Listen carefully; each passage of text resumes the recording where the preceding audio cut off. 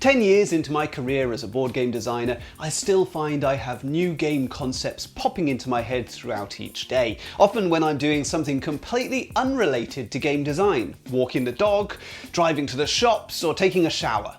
And with so many ideas, it can be hard to stay focused on the projects which have genuine value or promise.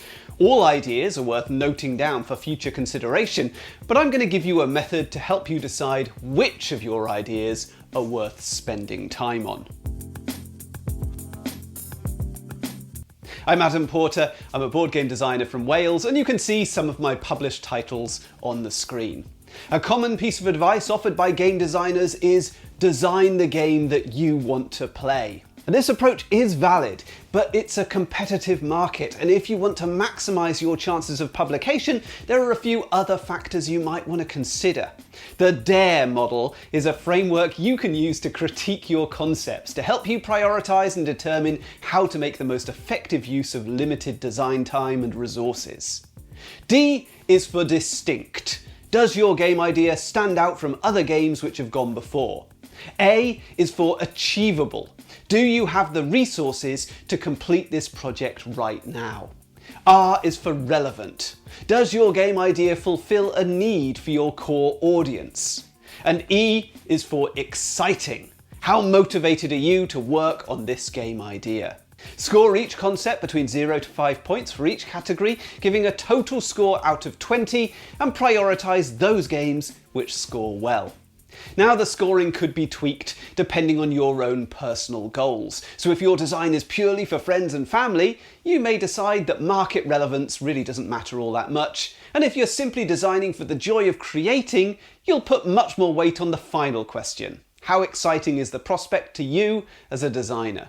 And the system is comparative. So one person's 16 will be another person's 10 or 12. The purpose of the framework is to allow you to compare your own concepts to each other, not to invite critique from other parties. So throughout this video, I'm going to use the example of two recent concepts which I've been experimenting with. The first is a chess variant, where the chess pieces are dice with different pieces showing on each surface, and their face changes every time they move. And the second is a wrestling game where the wrestlers are discs competing in a dexterity-based competition played inside the lid of the game box. So let's get into each of these categories and unpick them a little bit further. So D is for distinct. Here we're essentially looking to define a hook for each concept, the core element which will attract new players, ideally something which hasn't been done before or hasn't been done in this manner. My 5S system considers 5 potential components of a hook: the setting, system, style, senses, and surprise. Now think about the setting of your game. Which popular games take place in a similar environment? And which popular games feature similar characters? Which popular games tell a similar story? And for system, select 3 verbs which describe what players do in your game. For example, build, destroy, or collect. Which popular game allows you to do similar things? For style, think about the broad category of your game. For example, card game, dice game, 2-player game, cooperative game. What are the most prominent games in this category in the market right now? For senses, select 3 adjectives which describe how players feel playing your game. For example, adventurous, lucky, cunning. Which popular game allows you to feel similar things?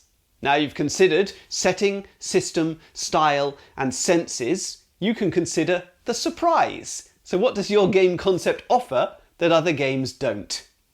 Let's consider my wrestling dexterity game. The setting is familiar, though there is no definitive leading wrestling game in the hobby right now. 3 verbs which describe the system of the game: flick, compete, and perfect. The style is sports simulation, if we could call wrestling a sport, and we know that those games tend to work well when driven by dexterity mechanisms, if we look at pitch car, Subbuteo, or set and match.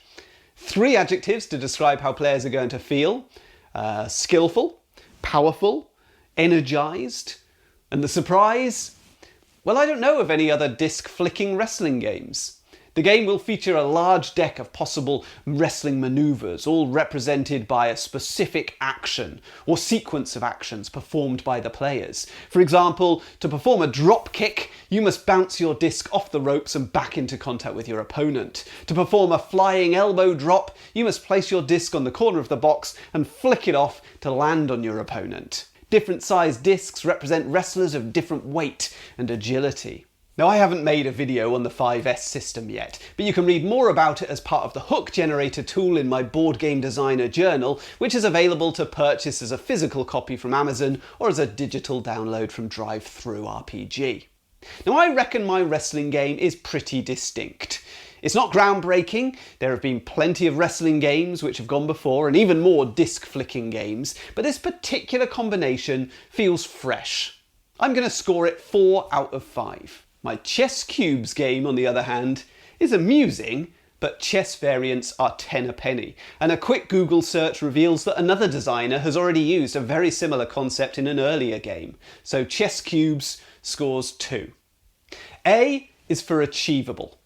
Now, there's not much point in embarking on a design project you realistically have little chance of completing. There are many different hurdles any designer needs to overcome to complete a project. So let's start with time and resources. How ambitious is your project? How easy is it to make a physical prototype? How much will the materials and components cost you? And if they're expensive for you to purchase at this stage, how much will they cost a future publisher if they choose to manufacture such a game? What commitments do you currently have in your life which will delay working on the game? How time-consuming will the game be to construct and test? And how often are you able to set aside time for rigorous playtesting? Are there any barriers to seeing this project through which are out of your control? Do you have the intellectual property rights to legally work on this game? Do you have playtesters who will be willing to provide the necessary feedback? Do you have publishers in mind who might be interested in publishing a game like this? It's also worth reflecting on your own skill and experience. Are you well placed to take on a project like this right now? Which games have you played which share similar features? Do you feel you have a well-rounded knowledge of this type of game? If it all seems doable, then it's worth considering timescales. Set yourself a deadline. When will you complete construction of a working prototype? So construction of a prototype for my chess game is super simple. A bunch of blank dice, chess icons are easily found online, some sticker paper and an old chessboard. Playtesting isn't too difficult either. I only need one other player for each test. And the rules to chess are familiar to the vast majority of gamers, and the game doesn't take long to play. One element I should also consider is, I'm not an accomplished chess player. I know the rules, but little of the strategy. So I'm potentially way out of my depth if I'm looking to produce a serious abstract design which would capture the attention of chess fans. So I'm scoring the game 3 out of 5 for achievability. Wrestling discs is not hard to prototype, but the most basic early tests demonstrate that discs don't bounce pleasingly off the edge of a cardboard box. The ropes probably need to be elasticated in some way. I'm not sure I have the skills to craft a functional prototype, and I have doubts whether a publisher would be willing to manufacture such a thing. The deck of wrestling maneuvers needs to be pretty massive and diverse to keep the game interesting, and I can only really think of 15 to 30 interesting actions for the players. As much as I love the idea, I'm not sure that wrestling discs is achievable, so I'm scoring it 2 out of 5. R is for relevant. Here we're considering market forces and the likelihood of each concept achieving commercial success. So this category does require a little bit of industry knowledge, or at least a basic knowledge of which games are popular right now and which games sell. Can you identify a potential audience? What ages is your game suitable for? How much will the game cost at retail? How long will the game take to play? Does it work well for its audience? Does this game fit in any of the current gaming trends? And are those trends likely to stay popular until your game hits the market, which is often 1 to 3 years after the original concept is dreamt up? Is the market likely to be saturated by then? No one wants to create a game which nobody wants or needs. So what does your game do better than other games? And why have other games not used the same approach? Is your game intuitive to teach and learn? There are certain mechanisms which are generally avoided in modern designs, or at least handled very carefully. I recently made a whole video about this stuff and received some pretty passionate defences of the mechanisms that I listed as outdated in the comments. So certainly don't take this list as an absolute, but your game might seem a little less relevant in 2024 if it features roll and move mechanisms, player elimination, or loads of downtime. If you're working with this stuff, you may need to consider how your game prevents such ideas creating a negative player experience. Wrestling games have an audience. It's hard to know the potential size of that audience though. Of course, wrestling is big business. Millions tune in to watch big matches on TV or flock to arenas to watch live shows. I don't know how many of these people would sit down to play a board game though, let alone a dexterity game. Wrestling games have come and gone over the years. WWF Superstar Showdown, Luchador, Mexican Wrestling Dice, my childhood favourite Wrestling, and the recent card game Glorious Wrestling Alliance. I can recommend all of these for some light, silly fun, but none has really cemented its place as best in class. I don't think my wrestling disc game is totally irrelevant, but I don't see a big market. It'll score a 2. And that's still better than my chess cubes game. I've visited Essenspiel many times over the last decade and seen a great many chess variants hidden away on tiny tables in the darkest corners of the trade halls, ignored by convention goers looking for the shiniest, hottest new releases. Now, I don't doubt that there is an audience for these games, but I think it's small. Chess fans are likely to dismiss them as inane, and those who find chess tedious are going to find the chess-based mechanisms off-putting. So I'm scoring my game 1 out of 5. E is for exciting, and for many designers, this might be the most important category. Is this a game you would want to play? And if not, do you have a clear picture of someone who would want to play this game? Is it a game that you're going to enjoy testing? And is it a game that you would buy, either for yourself or as a gift? Is this a game that you would feel proud to be associated with? How motivated are you to start prototyping and testing the game? I've given you a bunch of options here. I'll get round to it one day. I'll do it if I feel like it. I'll do it when I have the time. I will change my plans to make it happen, or I'm going to do it right now. My chess cubes game came to me in a dream. In my half-awake state at 5 AM, I jotted down the rules on a pad of paper I keep by my bed. I was excited, but that motivation was short-lived.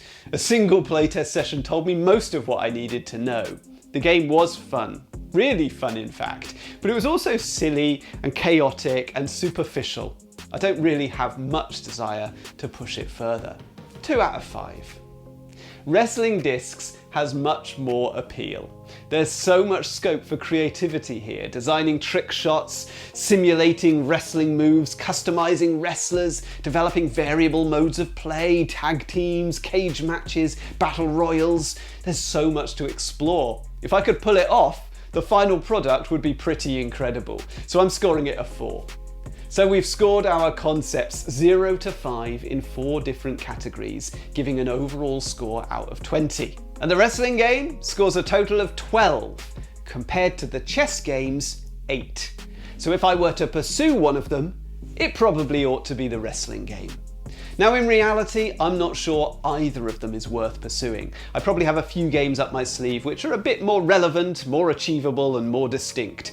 But if I'm just looking to get my creative juices flowing, the wrestling game is a nice design to mess about with. So if you'd like to keep records of your own concepts prioritized using the DARE model, or you'd like to explore some other frameworks, such as my engagement ladders, idea execution matrix, or hook generator, you might like to download the Adam in Wales Board Game Designer Journal from DriveThruRPG, or purchase a physical copy from Amazon. Watch this video to find out more.